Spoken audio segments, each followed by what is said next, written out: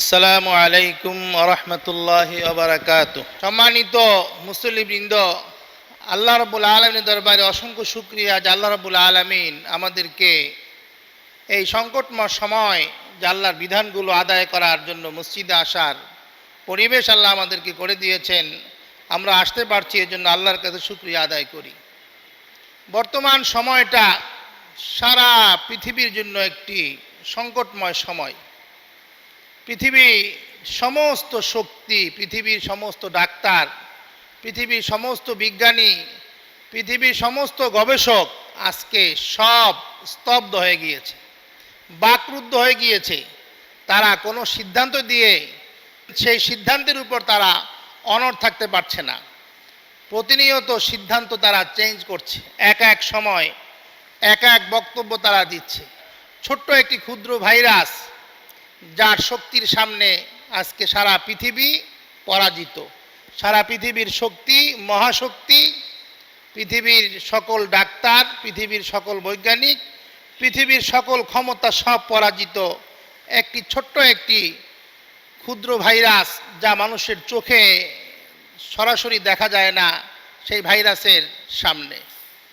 এই ভাইরাস একথা মানুষকে স্মরণ করিয়ে দেয় যে তোমরা আজকে তোমাদের চিকিৎসা নিয়ে, বিজ্ঞান নিয়ে, শক্তি নিয়ে, অর্থ নিয়ে যাই তোমরা আজকে বড়াই করতেছো বা নিজেদেরকে অনেক স্বয়ংসম্পূর্ণ মনে করতেছো, একটা কথা এখনো স্বীকার করে নাও যে তোমাদের শক্তি যেখানে শেষ, সেখান থেকে আল্লাহর শক্তি শুরু।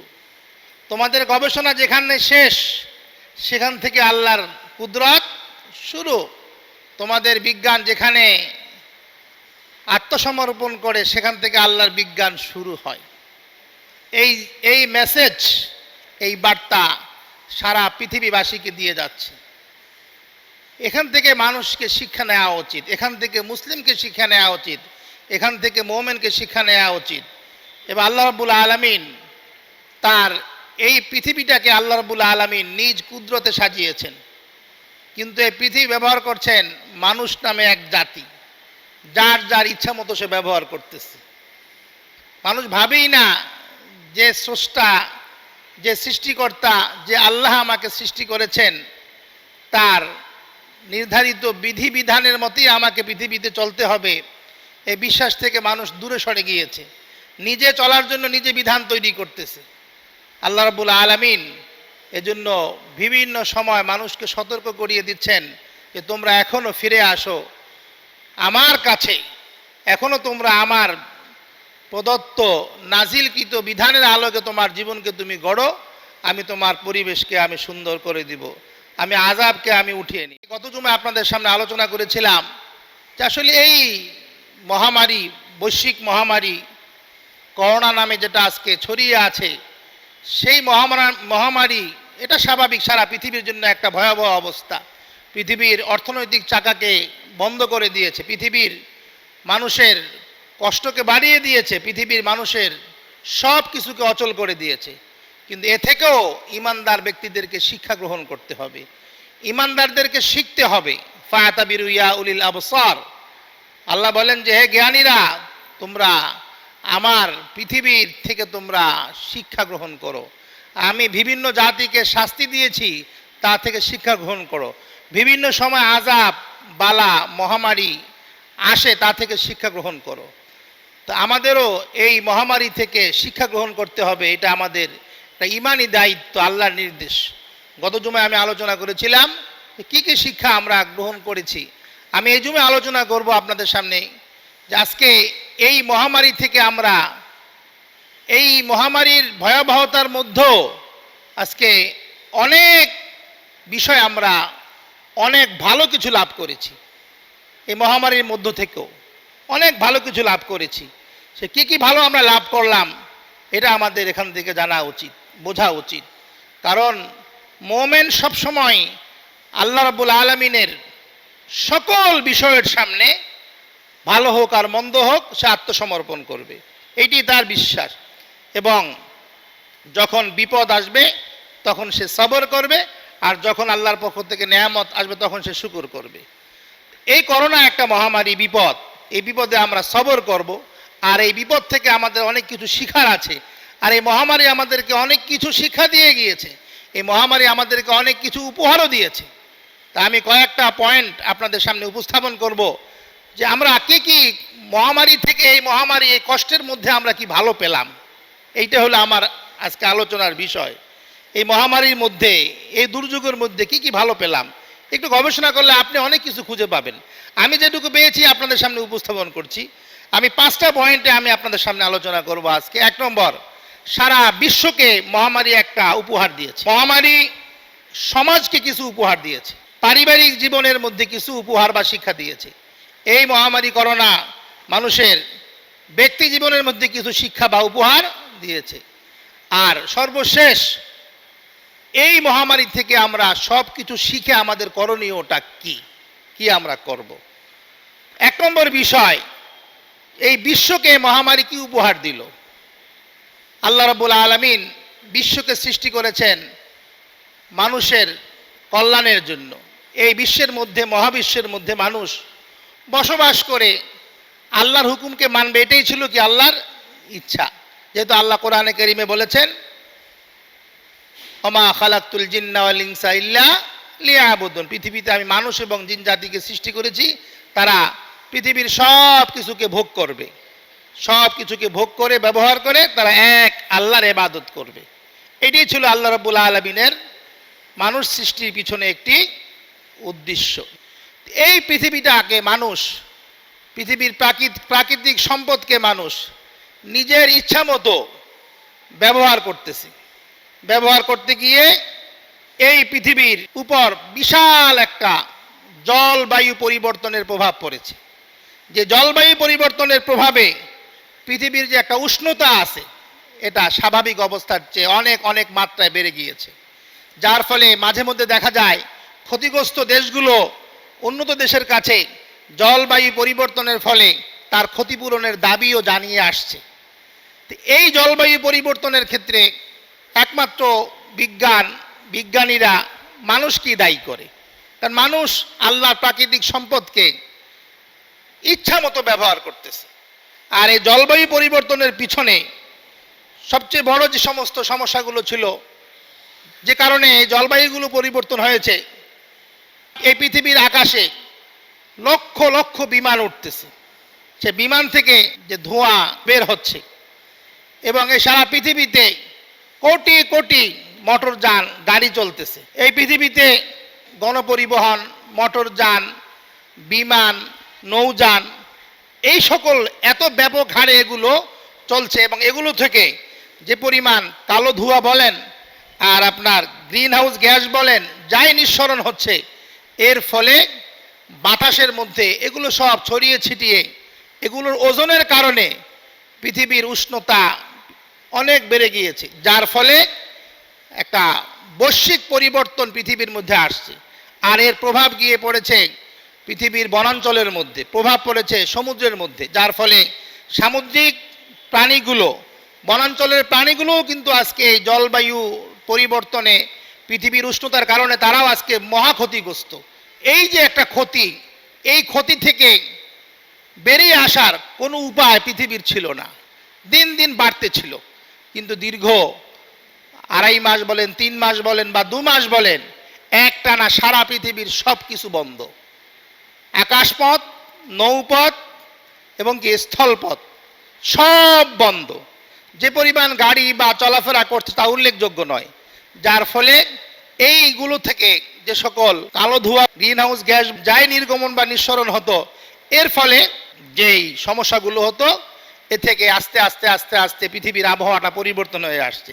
যার ফলে বড় একটা পরিবর্তন, সেটা হলো বৈশ্বিক উষ্ণতা থেকে পৃথিবী কিছুটা হলেও মুক্তি লাভ করেছে।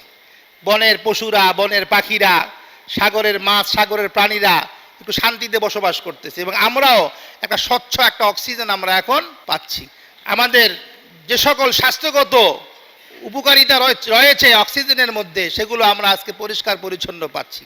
অনেক ক্ষতির মধ্যেও এই একটা উপহার সারা বিশ্ব পেয়েছে এই করোনা মহামারী থেকে।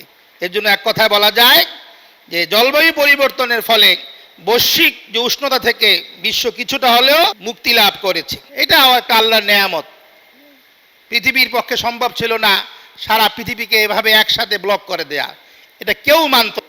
যদি আমেরিকা বলতো বা রাশিয়া বলতো বা সবাই যদি একমত হতো যে আমরা 2 মাস একটানা আমরা সব কিছু অবরোধ করে দিব, সব বন্ধ রাখবো, কাউকে মানানো সম্ভব ছিল না। কিন্তু আল্লাহ রাব্বুল আলামিন ছোট্ট একটা ভাইরাস দিয়েছেন, এক ভাইরাসে একটা ডাক দিয়েছেন লকডাউন। যে যেখানে আছে, যে যে দেশে আছে সেখানেই লকডাউন। এটাও একটা পৃথিবীর জন্য বড় একটা উপহার। আবার নতুনভাবে এইভাবে আবার পরিবেশ দূষিত হলে আবার কবে আবার এই পরিচ্ছন্ন হবে সেটা আল্লাহই ভালো জানেন। 2 নম্বর বিষয় যে উপহারটা মানুষ পেয়েছে সামাজিকভাবে। তো সামাজিকভাবে এই করোনা থেকে পৃথিবী যে উপকার পেয়েছে বা উপহার পেয়েছে সে বিষয়ে প্রথমত আমি বলবো, এই করোনা ভাইরাসের ফলে সমাজ বড় একটা উপহার পেয়েছে। আল্লাহ রাব্বুল আলামিন এই সমাজ গঠনের ক্ষেত্রে মানুষ সৃষ্টির কথাটা আল্লাহ কোরআনে কারিমে উল্লেখ করেন। সূরা হুজরাতের 13 নম্বর আয়াতে আল্লাহ বলেন, ইয়া আইয়ুহান নাস ইন্না খালাকনাকুম মিন যাকারিন ওয়া উনসা ওয়া জাআলনাকুম শুউবান ওয়া কাবাইলা লিতাআরাফু ইন্না আকরামাকুম ইনদাল্লাহি আতকাকুম ইন্নাল্লাহা আলিমুন খাবীর। আল্লাহ নিজে বলেন, ইন্না খালাকনাকুম মিন যাকারিন ওয়া উনসা, হে পৃথিবীর লোকেরা, আমি তোমাদেরকে সৃষ্টি করেছি একজন নারী একজন পুরুষ থেকে, মানে আদম এবং হাওয়া থেকে। আর এই ধারাবাহিকতায় মানুষ জন্মের ধারাবাহিকতায় পর্যন্ত চলে আসছে। ওয়াজআলনাকুম শুউবান ওয়া কাবাইলা, আমি তোমাদের মধ্যে বিভিন্ন গোত্র বিভিন্ন দল তৈরি করেছি। অর্থাৎ মানুষের মধ্যে গোত্রে গোত্রে বংশে এক এক গোত্র, সব মানুষ কিন্তু এক গোত্রের না, এক একজনের পরিচয় এক একটা বংশ দিয়ে গোত্র দিয়ে, এটা আমি তৈরি করেছি। লিতাআরাফু, তোমরা পরস্পর পরিচয় লাভ করবে। তো এই যে আমি মানুষ সৃষ্টি করলাম, মানুষের মাধ্যমে একটি সমাজ সৃষ্টি করলাম, সমাজের মধ্যে মানুষ বসবাস করছে, এই সমাজটার ভিত্তি কিসের উপরে হবে? আল্লাহ রাব্বুল আলামিন ভিত্তি কিসের উপরে হবে তার বর্ণনা আল্লাহ নিজেই দিয়েছেন। ইন্না আকরামাকুম ইনদাল্লাহি আতকাকুম, তোমাদের সমাজের মধ্যে আমার নিকট সবচেয়ে সম্মানিত লোক হবে আল্লাহর কাছে সবচেয়ে যে প্রিয়। তা আল্লাহর কাছে সবচেয়ে প্রিয় ওই ব্যক্তি যার মধ্যে আল্লাহর ভয় আছে। ইন্না আকরামাকুম ইনদাল্লাহি আতকাকুম, তোমাদের মধ্যে সবচেয়ে সম্মানিত ব্যক্তি যে আল্লাহকে সবচেয়ে বেশি ভয় করে। এ থেকে একটা মূলনীতি বেরিয়ে আসে যে আল্লাহ পৃথিবীতে তাকওয়া ভিত্তিক সমাজ গঠন করার জন্য আল্লাহ রাব্বুল আলামিন পৃথিবীতে মানবকুলকে সৃষ্টি করে সামাজিক একটা রূপ দিয়েছেন। মানুষ যার যার সমাজে যার যার গোত্রের মধ্যে যার যার আয়ত্তর মধ্যে সে তাকওয়াকে প্রতিষ্ঠিত করবে। তাকওয়া প্রতিষ্ঠিত যদি হয়ে যায় তাহলে ওই সমাজের মধ্যে আল্লাহর কোনো নাফরমানি থাকবে না, ওই সমাজে কোনো পাপাচার থাকবে না, ওই সমাজে কোনো গুনাহ থাকবে না, ওই সমাজের মধ্যে ইনসাফ থাকবে। আজকে সারা পৃথিবী এবং পৃথিবীর সমাজের মধ্যে আপনি দেখবেন পাপাচার ছড়িয়ে পড়েছে, বিভিন্ন রকম পাপাচার। একটা মানুষ ইচ্ছা করলেও ওই সমাজ থেকে ওই পাপাচারগুলোকে সরাতে পারে না। আপনি দেখেন এক একটা সমাজের মধ্যে মদের আসর রয়েছে, মস্ত বড় একটা পাপের কাজ। সমাজের মধ্যে জুয়ার আসর চলে, সমাজের মধ্যে ক্যাসিনো অত্যাধুনিক ব্যবস্থাপনা চলতেছে, সমাজের মধ্যে সিনেমা চলতেছে, সমাজের মধ্যে সার্টিফিকেটধারী পতিতালয়ও আছে যেখানে মানুষ মানে বৈধভাবে অবৈধ কাজ করে, অর্থাৎ তার লাইসেন্স আছে, যারা যেখানে যায় সেখানে তারা আইনগতভাবে তারা দোষী না। এবং সমাজের মধ্যে বিভিন্ন দেশে পৃথিবীর অঞ্চলে বিভিন্ন সি বিচ আছে, যে সি বিচের মধ্যে কি পরিমাণ অশ্লীলতা বা অশ্লীল কাজ চলে যা আপনি কল্পনা করতে পারবেন না। এবং এই মানুষ সমাজ ব্যবস্থার মধ্যে একটা মহামারী দিয়ে মানুষ অনেক ক্ষতিগ্রস্ত হয়েছে, কিন্তু এই ক্ষতিগ্রস্তর মাঝেও আজকে এই সকল পাপের অভিশাপ থেকে সমাজ মুক্তি লাভ করেছে। আজকে সারা পৃথিবীতে করোনা যখন ছড়িয়ে পড়ে, আর যখন এই করোনা ছড়িয়ে পড়ার ফলে যখন বিশ্ব স্বাস্থ্য সংস্থা ঘোষণা দিলেন এই করোনা থেকে বাঁচার একমাত্র উপায় হলো লকডাউন। যে যেখানে আছেন সেখানেই থাকবেন, সেখান থেকে বাইরে আসবেন না। তখন থেকে আস্তে আস্তে যেমন যান চলাচল বন্ধ হয়ে গেল, বিমান চলাচল বন্ধ, গণপরিবহন বন্ধ, আস্তে আস্তে সরকারি অফিস বন্ধ, বেসরকারি অফিস বন্ধ, স্কুল কলেজ বন্ধ, এর সঙ্গে সঙ্গে তাল মিলিয়ে মদের বার বন্ধ, সিনেমা বন্ধ, পতিতালয় বন্ধ, সমস্ত বীজগুলো বন্ধ, অবৈধ বিনোদন কেন্দ্র বন্ধ, ঘুষ লেনদেন বন্ধ, সব অ্যাট এ টাইম আস্তে আস্তে বন্ধ হয়ে গেল।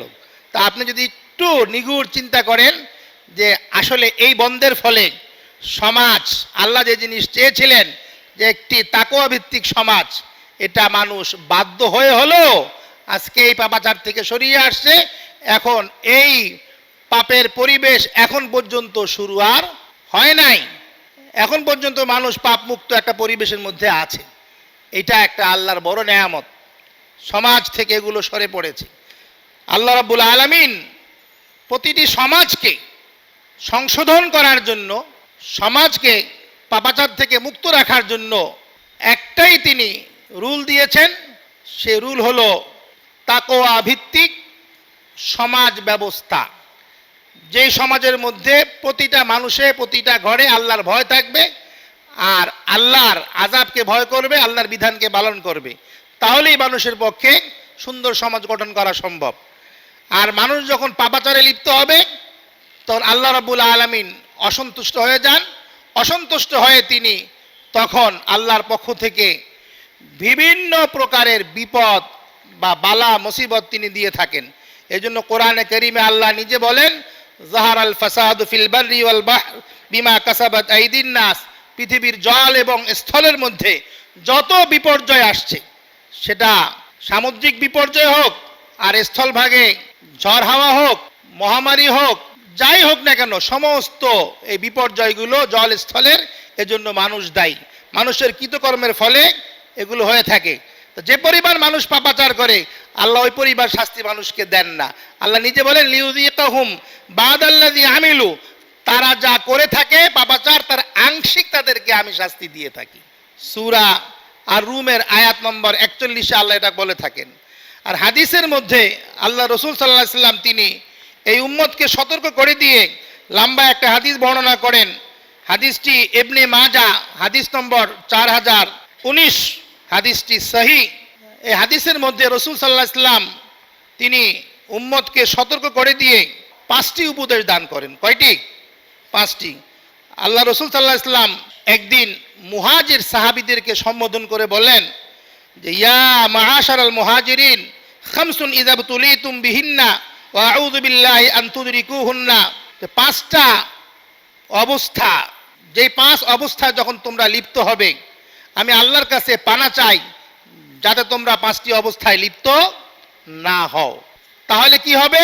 ওই 5টা অবস্থার ফলে কি কি তোমাদের উপরে আল্লাহর পক্ষ থেকে বালা এবং মুসিবত আসবে তার বর্ণনা সামনে দিচ্ছেন। 1 নম্বর, রাসূল বলেন, লাম তুযহার আল ফাহিশা ফি কওমিন কাত্তুন হাত্তা ইউলিনু বিহা ইল্লা ফাশা ফীহিম আত-তাউন আল আওজা আল্লাতী লাম তাকুন মাদাত ফি আসলাফিহিম আল্লাযীনা মাদাউ।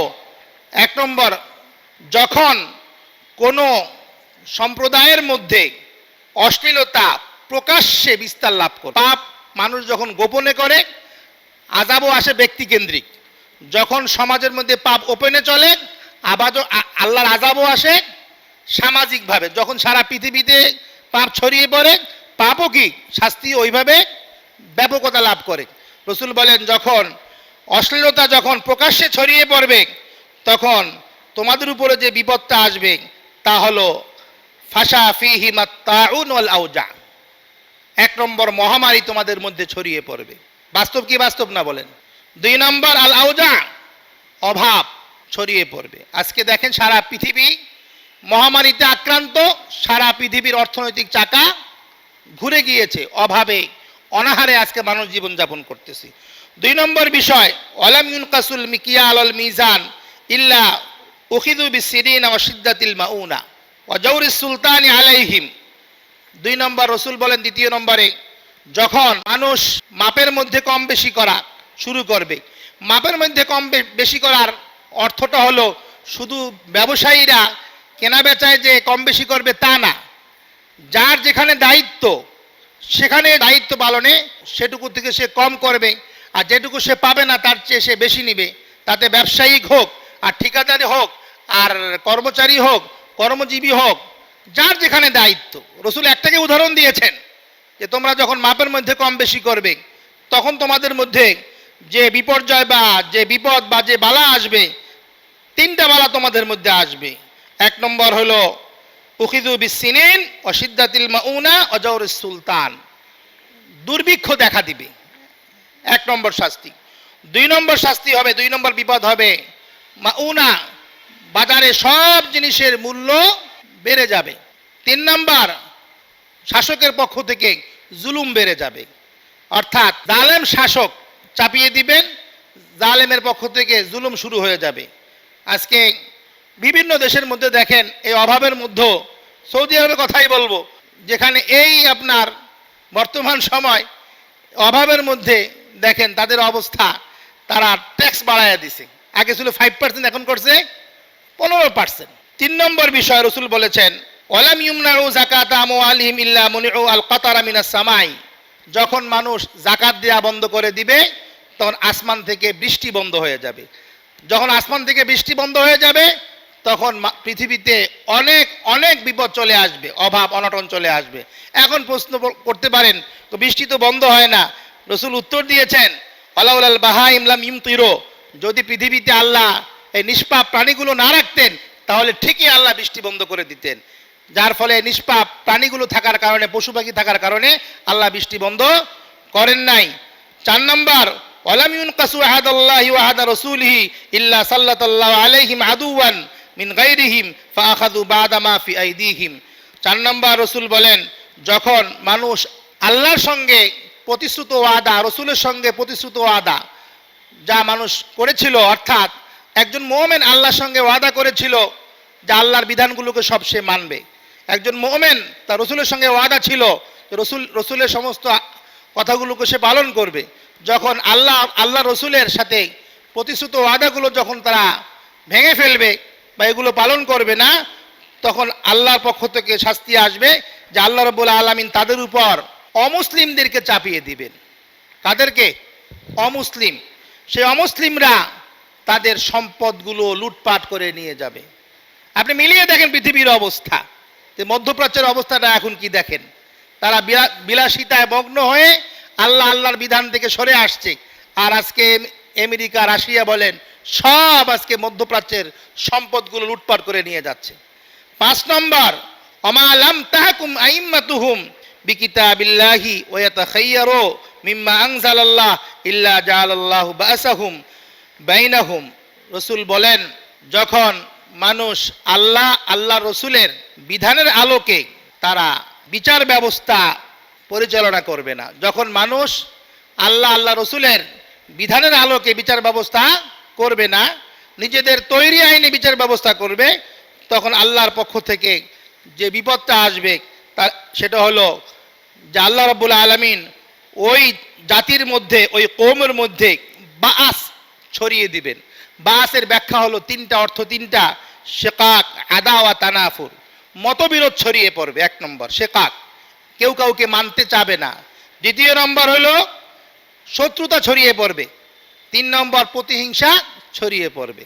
মতবিরোধ ছড়িয়ে পড়বে, হিংসা ছড়িয়ে পড়বে, শত্রুতা ছড়িয়ে পড়বে। আজকে দেখেন যে এই 5টা বিষয় রসুল বলেছেন যে আমি তোমাদেরকে নসিহত করছি যে এই 5টা বিষয় তোমরা কখনো লিপ্ত হবে না, আল্লাহ তোমাদেরকে হেফাজত করুক।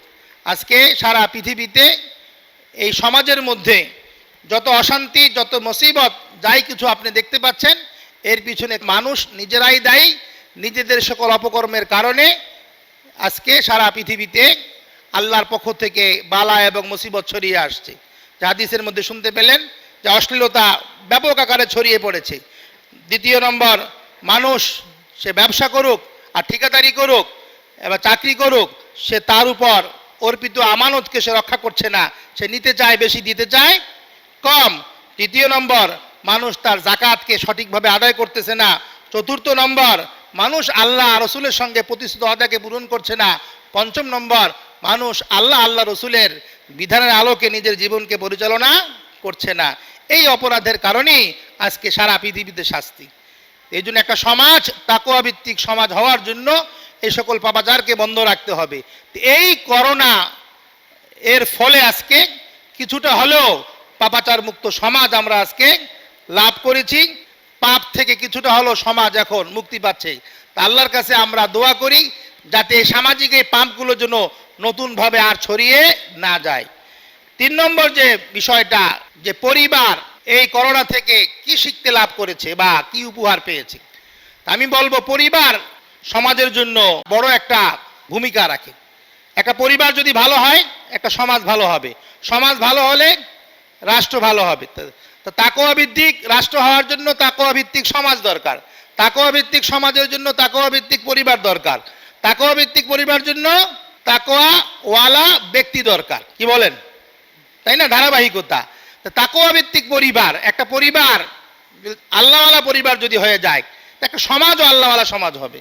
একটা সমাজ আল্লাহওয়ালা হয়ে গেলে একটা রাষ্ট্র আল্লাহওয়ালা রাষ্ট্র হয়ে যাবে। এই করোনার মাধ্যমে একটা পরিবার অনেক কিছুই শিখতে পেরেছে। কারণ পারিবারিক জীবন মানুষের বড় একটা ব্যস্ত জীবন। এই ব্যস্ত জীবনের মধ্যে পরিবারের যিনি হর্তা বা কর্তা বা দায়িত্বশীল হন, তিনি পরিবারকে সময় দিতে পারেন না। আর এই পরিবারের সদস্য কারা? 1 নম্বর সদস্য পরিবারের স্ত্রী, 2 নম্বর সদস্য পরিবারের সন্তান। আর স্ত্রী এবং সন্তান যখন আসে সেখানে মা বাবার একটা সম্পর্ক চলে আসে, বাবা সন্তান। অতএব একটা পরিবারের মধ্যে স্ত্রী আছে, সন্তান আছে, মা আছে, বাবা আছে, এগুলো নিয়ে একটা পরিবার। তো একজন পরিবারের যিনি দায়িত্বশীল, তার এই পরিবারের উপর তার বড় একটা দায়িত্ব থাকে। বড় দায়িত্ব হলো যে এই পরিবারটাকে আল্লাহ রাব্বুল আলামিনের নির্ধারিত, নির্দিষ্ট, বর্ণিত বিধানের আলোকে পরিবারকে পরিচালিত করা। আর এজন্য প্রত্যেক পরিবারের দায়িত্বশীলকে পরিবারের পিছনে প্রচুর সময় দেওয়া দরকার। কিন্তু আজকে মানুষ নিজের জীবন উপার্জনের জন্য এত ব্যস্ত, যেমন একজন চাকরি করলে আর হয় না, হয় এখন একজন পরিবারে চাকরি করতে হয় 2 জনকে। স্বামীও চাকরি করে, স্ত্রীও চাকরি করে। স্বামীও ভোরবেলা অফিসে বের হয়ে চলে যায়, স্ত্রীও ভোরবেলা অফিসে বের হয়ে চলে যায়। যার ফলে গিয়ে এর প্রভাব সন্তানের উপরে গিয়ে পড়ে। এই সন্তান, তাকে মা ঠিকমতো যে পরিমাণ তার দুগ্ধ পান করানো দরকার তাও সে করাতে পারে না। মায়ের স্নেহ থেকে, বাবার স্নেহ থেকে সন্তানও বঞ্চিত হয়। তাকে ঘরে হয়তো শাশুড়ি থাকলে শাশুড়ি, দাদি থাকলে দাদি, নানি থাকলে নানি, না থাকলে দেখা যায় ঘরের বুয়া, যার মধ্যে কোনো মায়া নাই বললেই চলে। তার সেই রুড়ো মেজাজ, তার সেই কর্কশ ব্যবহারে বাচ্চারা লালিত পালিত হয়। এভাবেই হয়ে আছে। যার ফলে দেখবেন বর্তমান সময় পারিবারিক বন্ধনে যথেষ্ট গ্যাপ, যথেষ্ট ত্রুটি, যথেষ্ট সমস্যা। স্বামী স্ত্রীর মধ্যে আপনার বন্ধন মজবুত না, স্ত্রী স্বামীর উপর আস্থা আনতে পারে না, স্বামী স্ত্রীর উপর আস্থা আনতে পারে না, বাবা সন্তানের মধ্যে সম্পর্ক মজবুত না, ভালো না, এবং মা এবং বাবা সন্তানের মধ্যে সম্পর্ক ভালো না। এর পিছনে বড় একটা জিনিস দায়ী হলো কেউ কাউকে সময় দিতে পারে না।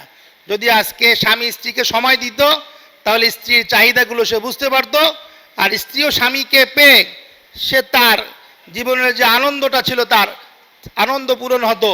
সন্তান বাবাকে কাছে পেত, তাহলে সন্তানের চাহিদা মিটত। বাবা সন্তানকে, মা সন্তানকে কাছে পেলে মা বাবারও চাহিদাটা মিটত। উভয়ের মধ্যে ভালোবাসা, সম্প্রীতি, মহব্বত, শ্রদ্ধা যাই বলেন সবই বাড়ত, পারিবারিক বন্ধনটাও মজবুত হইতো। কিন্তু আজকে মানুষের ব্যস্ততার ফলে কেউ কাউকে সময় দিতে পারে না, যার ফলে সংসার জীবনের মধ্যে অনেক ঝামেলা হচ্ছে, যা এই অল্প সময় আলোচনা করা সম্ভব না।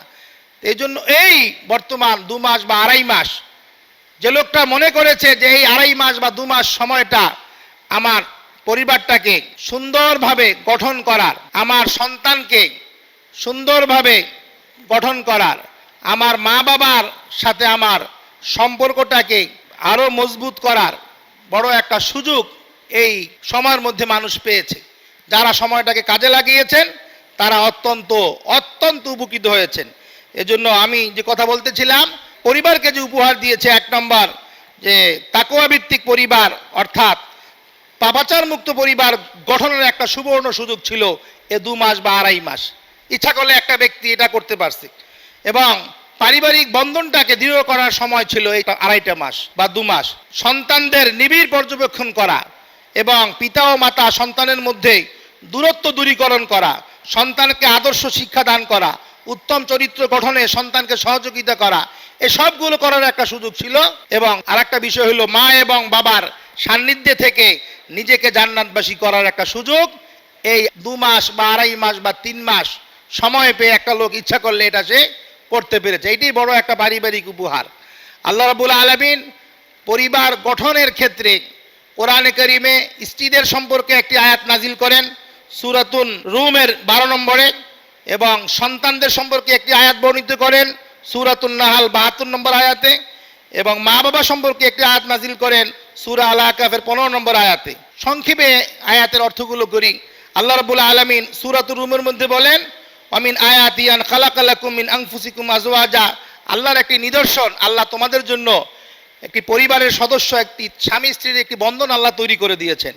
কেন করেছেন? লিতাসকুনু ইলাইহা, স্বামী স্ত্রীর কাছে গিয়ে, স্ত্রী স্বামীর কাছে গিয়ে প্রশান্তি বোধ করবে। ওয়াজআলা বাইনাকুম মাওয়াদ্দাতান ওয়া রাহমা, আল্লাহ উভয়ের মধ্যে একটি ভালোবাসার বন্ধন সৃষ্টি করে দিয়েছেন। দূরত্ব যখন বেশি হয় তখন ভালোবাসা অন্যদিকে দৌড় দেয়, আর দূরত্ব যখন কম থাকে ভালোবাসা এক জায়গায় থাকে। আজকে পরকীয়া দেখেন না, একজনের স্ত্রী আরেকজনে ভাগায় নিয়ে যায়। কারণটা কি? স্বামী স্ত্রীকে সময় দিচ্ছে না, যার ফলে এই সুযোগটা অন্য নিচ্ছে। দ্বিতীয় নম্বর দেখেন, আল্লাহ রাব্বুল আলামিন সূরা আন-নাহাল আয়াত নম্বর 72 আল্লাহ বলেন, আল্লাহু জাআলা লাকুম মিন আনফুসিকুম আজওয়াজা, আল্লাহ তোমাদের মধ্য থেকে তোমাদের স্ত্রীদেরকে সৃষ্টি করেছেন। ওয়া জাআলা লাকুম মিন আজওয়াজিকুম বানিনা ওয়া হাফাদা, আল্লাহ তোমাদের মধ্য থেকে, আল্লাহ রাব্বুল আলামিন তোমাদেরকে সন্তান দিয়েছেন, নাতি দিয়েছেন, বংশধর দিয়েছেন। সূরা আল আহকাফের 15 নম্বর আয়াতে আল্লাহ বলেন, মা বাবার সান্নিধ্য লাভ করে সন্তান জান্নাত লাভ করবে, এবং মা বাবার সান্নিধ্য লাভ কতটা সম্পর্কে আল্লাহ বলেন, ওয়াসাইনাল ইনসানা বিওয়ালিদাইহি ইহসানা, আমি আদেশ করেছি প্রতিটি মানুষকে তারা যেন তার পিতা মাতার সঙ্গে ভালো আচরণ করে। আচরণ কেন করবে? তার কারণও আল্লাহ বলেছেন, হামালাতহু উম্মুহু কুরহান, তোমার মা তোমাকে দীর্ঘ 9 মাস 8 মাস 10 মাস কষ্ট করে গর্ভধারণ করেছে। আর এক কারণ ওয়াদাআতুহু কুরহান, এবং তোমার মায়ের গর্ভকালীন সময়ের পরে প্রসবকালীন সময়টা ছিল সবচেয়ে তার জীবনের কষ্টকর সময়। 3 নম্বর কারণ বলেছেন, ও হামলুহু ওয়া ফিসালুহু 30 শাহরা, তোমাকে আরো 2 বছর অথবা 2.5 বছর তোমাকে দুগ্ধপান করিয়েছেন। অন্য আয়াতে আল্লাহ বলে, আনিশকুরলি ওয়ালি ওয়ালিদাই, তোমরা আমার কৃতজ্ঞতা আদায় করো, মা এবং বাবার কৃতজ্ঞতাকে আদায় করো। এজন্য সন্তান, স্ত্রী, পিতামাতা নিয়ে যে পরিবারটা গঠিত, এই পরিবারটাকে সুসংগঠিত করা, এই পরিবারকে আদর্শ পরিবার করার একটা সুযোগ চলে গেছে এই 2.5টা মাস। যারা সুযোগ কাজে লাগিয়েছেন তারা অনেক ভাগ্যবান। একজন বাবা সন্তানের অভিভাবক, স্ত্রীর অভিভাবক, মা বাবারও একজন সে খেদমতগার। আল্লাহ রাব্বুল আলামিন কোরআনে কারীমের মধ্যে আল্লাহ বলেন, ইয়া আইয়ুহাল্লাযীনা আমানু কু আনফুসাকুম ওয়া আহলিকুম নারা, হে ঈমানদাররা তোমরা নিজেকে জাহান্নাম থেকে বাঁচাও, তোমার পরিবারের সদস্যকে জাহান্নাম থেকে বাঁচাও। সূরাতুত তাহরিম আয়াত নম্বর 6 আল্লাহ বলেন। অন্য একটি হাদিসের মধ্যে আল্লাহ রাসূল বলেন, আলা কুল্লুকুম রাঈন ওয়া কুল্লুকুম মাসউলুন আন রাঈয়াতিহি, তোমরা প্রত্যেকেই এক একজন দায়িত্বশীল, আর তোমাদের প্রত্যেক ব্যক্তিকে তোমার অধীনস্থ ব্যক্তি সম্পর্কে জিজ্ঞেস করা হবে। এই হাদিসের মধ্যে রাসূল বলেন, ওয়া রাজুলু রাঈন আলা আহলি বাইতিহি, একজন পুরুষ তার পরিবারের দায়িত্বশীল, ওয়া হুয়া মাসউলুন আন রাঈয়াতিহি, তাকে জিজ্ঞেস করা হবে তোমার পরিবারের দায়িত্ব তুমি কতটুকু পালন করেছো। বুখারী এবং মুসলিম শরীফে হাদিসটা এসেছে। এজন্য একজন পুরুষের দায়িত্ব তার পরিবার গঠনের ক্ষেত্রে। এক সাহাবী রাসূলকে জিজ্ঞেস করেছিলেন, ইজলি ইয়া রাসূলুল্লাহ, হে রাসূল আমাকে আপনি একটি নসিহত করুন, উপদেশ দান করুন। তখন রাসূল তাকে বললেন 3টা কথা, যে আমসিক আলাইকা লিসানাক ওয়ালিয়াসআকা ফি বাইতিক ওয়াবকি আলা খাতিআতিক। 1 নম্বর, আমসিক আলাইকা লিসানাক, তোমার মুখটাকে তুমি নিয়ন্ত্রণ করো, অর্থাৎ সব কথা মুখ দিয়ে বলবে না, মুখটাকে নিয়ন্ত্রণ করো, জবানকে নিয়ন্ত্রণ করো। ওয়ালিয়াসআকা ফি বাইতিক, 2 নম্বর তুমি তোমার ঘরে সময় দাও। 3 নম্বর ওয়ালিয়াব কি আলা খাতিয়াতিক, তুমি তোমার পাপের জন্য অনুতপ্ত হও, পাপের জন্য তুমি কান্নাকাটি করো। এইভাবে রসুল সাল্লাল্লাহু আলাইহি ওয়াসাল্লাম উপদেশ দিয়েছেন। সালমান রাদিয়াল্লাহু তাআলা আনহু তিনি তার বন্ধু আবু দারদা রাদিয়াল্লাহু তাআলা আনহুকে বলেছিলেন, এক প্রসঙ্গে গিয়ে তিনি কয়েকটি উপদেশ তাকে করেছেন, লম্বা হাদিস। তার মধ্যে তিনি বলেন, লিরব্বিকা আলাইকা হাক্কুন ওয়া লিনাফসিকা আলাইকা হাক্কুন ওয়া লিআহলিকা আলাইকা হাক্কুন ফাতি কুল্লাযী হাক্কিন হাক্কা। বুখারী শরীফে হাদিসটি এসেছে। একদা সালমান তার ভাই আবু দারদাকে বলেন যে, হে আবু দারদা, ওয়া লিরব্বিকা আলাইকা হাক্কুন, আল্লাহর কিছু প্রাপ্য তোমার কাছে আছে। ওয়ালি নাফসিকা আলাইকা হাক্কুন, তোমার নিজের শরীরের কিছু হক তোমার কাছে আছে। ওয়ালি আহলিকা আলাইকা হাক্কুন, এবং তোমার পরিবারের কিছু প্রাপ্য তোমার কাছে আছে। ফাতি কুল্লাযী হাক্কিন হাক্কা, তুমি প্রত্যেকের প্রাপ্য বা প্রত্যেকের অধিকার, প্রত্যেকের হককে তুমি আদায় করো। এইভাবে উপদেশ করেছিলেন। অর্থাৎ আল্লাহর হক আদায় করতে হবে, নিজের হক সেটা আদায় করতে হবে, পরিবারের হক আদায় করতে হবে। এই নসিহত আবু দারদাকে করার পরে আবু দারদা রাদিয়াল্লাহু তাআলা আনহু রাসূলের কাছে গিয়ে বললেন, হে আল্লাহর রাসূল, আমাকে তো সালমান এইভাবে নসিহত করেছিলেন 3টি কথা। তখন রসুল তার সালমানের নসিহতটাকে সমর্থন করে বলেন, সাদাকাকা সালমান, সালমান যা বলেছেন তা সঠিক বলেছেন। এটা হাদিসে রূপান্তরিত হয়ে গিয়েছে। সালমান যা বলেছেন তা সঠিক বলেছেন।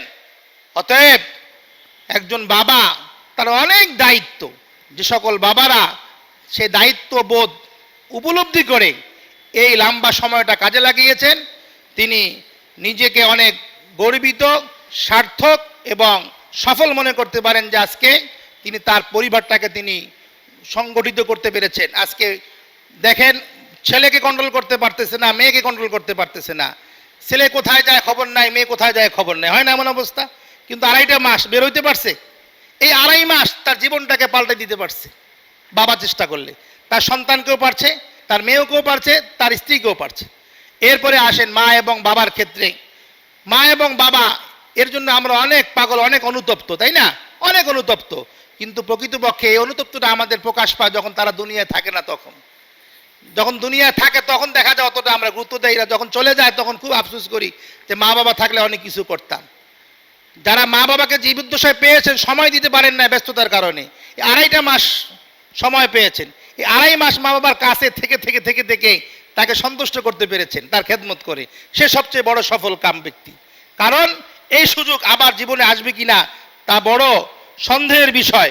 একটি হাদিসের মধ্যে আল্লাহ রসুল সাল্লাল্লাহু আলাইহি ওয়াসাল্লাম তিনি বলতেছিলেন যে, রাগিমা আনফুন রাগিমা আনফুন রাগিমা আনফুন মান আদরাকা আবওয়াইহি ইনদাল কিবারি আহাদাহুমা আও কিলাহুমা ফালাম ইয়াদখুলিল জান্নাতা, রাওয়াহু মুসলিম। মুসলিম শরীফের বর্ণনা হাদিসটি এসেছে।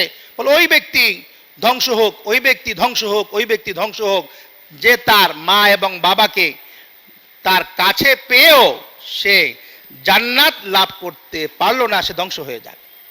এই জন্য যারা এই 2.5 মাস 3টা মাস মা বাবার সান্নিধ্য পেয়েও মা বাবাকে সন্তুষ্ট করতে পারেন নাই, তারা বড় হতভাগা। আর যারা পেরেছেন তারা বড় সৌভাগ্যবান। 4 নম্বর বিষয় হলো আমাদের বড় শিক্ষণীয় এই করোনা থেকে, বা আমাদের বড় উপহার ব্যক্তি জীবনে।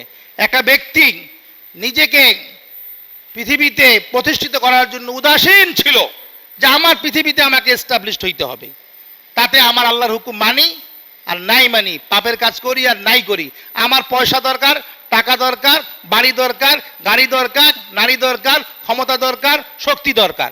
এজন্য সে কোনো কিছু পরোয়া করতে না, সে সব সময় থাকতো যে এই পৃথিবীটাই আমার। আজকে করোনা ওই ব্যক্তিকে শিক্ষা দিয়ে গেল, এই পৃথিবী তোমার না, এই পৃথিবী কার? আল্লাহর। তুমি আল্লাহর একটা গোলাম, তার হুকুমে তুমি চলতেছো। যখন তার হুকুম চলে আসবে, তোমাকে পৃথিবীর মায়া, ক্ষমতা, অর্থ, সম্পদ যা কিছু আছে সব ছেড়ে তোমাকে চলে যেতে হবে। এই আজকে শিক্ষাটা কিন্তু প্রত্যেকটা ব্যক্তি গ্রহণ করছে। প্রত্যেকে এই কথা আজকে স্বীকার করতে বাধ্য যে আমার বলতে কিছু নাই। ক্ষমতা আমাকে করোনা থেকে বাঁচাতে পারে না, পারে? অর্থ আমাকে করোনা থেকে বাঁচাতে পারে না, চিকিৎসা আমাকে পারতেছে না, সন্তান পারতেছে না, আত্মীয় পারতেছে না, সমাজ পারতেছে না, আমার কোনো বন্ধু পারতেছে না। অতএব আমি একা। অতএব আমাকে প্রস্তুতি নিতে হবে সেই আখিরাতের জন্য, মৃত্যুর জন্য। আজকে মানুষের মধ্যে ভয় চলে আসছে, ওসিয়তনামা লেখা শুরু করছে, মৃত্যু পরবর্তী সম্পদ কে কিভাবে নিবে না নিবে। কারণ জানে যে করোনা যদি হয়ে পড়ে তখন যে তার কাছে কেউ যাবে, তার কাছে কেউ বসবে, তারে বলবে যে আমার সম্পদগুলো এইভাবে ভাগ করো, ওই সুযোগ আর নাই। এখন আমাকে একজন কালকে ফোন করে বলে, ভাই এখন তো ওসিয়তনামা লিখে রাখা দরকার। কারণ কি, ওসিয়তনামা লেখারও তো সময় পাবো না যদি করোনায় আক্রান্ত হয়ে যায়। কথাটা কিন্তু বাস্তব। রসুল বলেছিলেন তুমি তোমার ওসিয়তনামাকে রেডি করে রাখো, যে কোনো সময় তোমার মৃত্যু চলে আসতে পারবে। তো করোনা একটা মানুষকে মুত্তাকি হওয়ার জন্য সবচেয়ে বড় মেসেজ দিয়ে গেল এই করোনা। কারণ এই করোনা থেকে এটাই শিক্ষা পাওয়া যায়, আম্মা মান খাফা মাকামা রাব্বিহি ওয়া নাহান নাফসা আনিল হাওয়া। যে ব্যক্তি আল্লাহকে ভয় করবে, পাপাচার থেকে বিরত থাকবে, তার ঠিকানা হলো জান্নাত। সূরা আন-নাজিআ।